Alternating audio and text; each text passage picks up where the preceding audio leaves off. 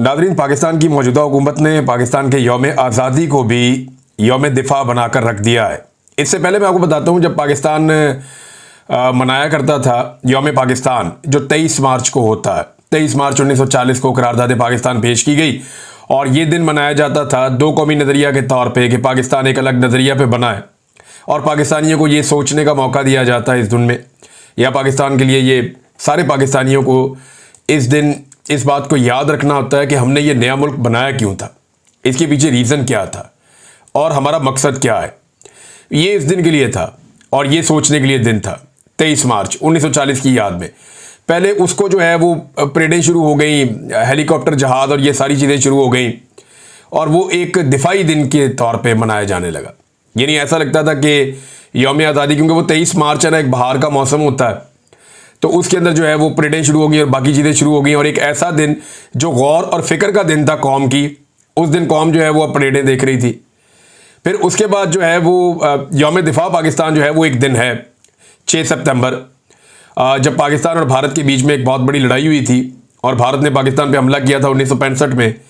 तो पाकिस्तान ने भारत को जवाब दिया था। और वो एक ऐसी लड़ाई है जिसमें पाकिस्तान ने एक बड़ी मुश्किल जंग भारत से लड़ी थी और पाकिस्तान को इसमें इस बात पे कामयाबी हासिल हुई थी कि भारत कामयाब नहीं हो सका था, क्योंकि पाकिस्तान की तरफ से अटैक नहीं किया गया था, तो हमने तो कोई इलाके लेने नहीं थे, लेकिन भारत ने लाहौर पे कब्जा करना था, सियालकोट पे कब्जा करना था और बहुत सारे इलाकों पे भारत वो करने में नाकाम रहा और पाकिस्तान ने अपना दिफा किया। तो यौम दिफा तो वो है। अब 14 अगस्त भी जो है वो, इसको देखें आप, तो वो भी यौम दिफा ही नजर आ रही है। यानी एक दिन बच गया था पाकिस्तानियों के पास, अब वो भी एक दिफाई दिन के तौर पे मनाया जा रहा है। ऐसे लगता है सारी की सारी हुकूमत जो है वो एक जंग के खब्त के अंदर मुब्तला है। भारत के साथ एक लड़ाई हुई पाकिस्तान की, उसमें भारत के तैयारे गिर गए। तब से लेकर अब तक यानी हमने 1 इंच ज़मीन भी फतह नहीं की, लेकिन भारत ने अपनी बेइज्जती इतनी ज़्यादा करवा ली और उसके तैयारे पाकिस्तान की एयरफोर्स ने ऐसे गिराए जैसे सिटिंग डक्स होती हैं। तो भारतीय तैयारे गिरने के बाद से लेकर अब तक पूरी पाकिस्तान एक जंगी जुनून के अंदर मुब्तला किया हुआ है। भारत ने अभी भी पाकिस्तान के पानियों को रोका हुआ है, अभी भी कश्मीरियों के ऊपर मुजालिम कर रहा है।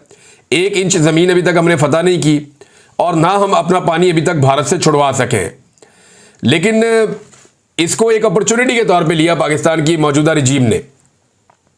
और 14 अगस्त के ऊपर जो सारे वो बांटे गए एजाज़ात, वो भी इसी तरह बांटे गए जैसे कि बंदरबांट हो रही है। और मार्का हक, ये यौम आज़ादी है, जश्न आज़ादी। अगर आप पाकिस्तान तहरीक इंसाफ पे तनकीद कर सकते हैं कि वो जश्न आज़ादी के मौके के ऊपर किस तरीके से पाकिस्तान तहरीक इंसाफ के झंडे उठा सकते हैं या एहतजाज कर सकते हैं, तो फिर यही आपके ऊपर तनकीद हो सकती है कि आप यौम आज़ादी को किस तरीके से यौम दिफा में तब्दील कर देते हैं। जितने लोगों को एजाज़ात दिए गए उन्हें इस अंदाज में दिए गए कि जैसे ये सारे के सारे एजाज़ात जो है वो लड़ाई लड़ने पे दिए जा रहे हैं और इसी एक लड़ाई के चंद दिनों को मद्देनजर रख के दिए गए हैं। नाज़रीन, जितने अखबारात में इश्तिहारात छपे हैं ना, या सड़कों के ऊपर हमने बड़े बड़े पोस्टर्स देखे हैं, उनमें कायदे आज़म अल्लामा इकबाल, फातिमा जनाब, लियाकत अली खान, ये सारे मिसिंग हैं। जिन लोगों ने पाकिस्तान बनाया और पाकिस्तान बनाने के लिए कोशिश की, वो सारे किरदार मिसिंग हैं। पाकिस्तान 14 अगस्त आज़ादी मना रहा है और जो इश्तिहारात सरकारी पैसों से छप रहे हैं, बड़े बड़े होर्डिंग्स लग रहे हैं, बड़े बड़े बोर्ड्स शहरों में लगाए जा रहे हैं, अखबारात में इश्तिहारात छपवाए जा रहे हैं, तो उनके अंदर कायदे आज़म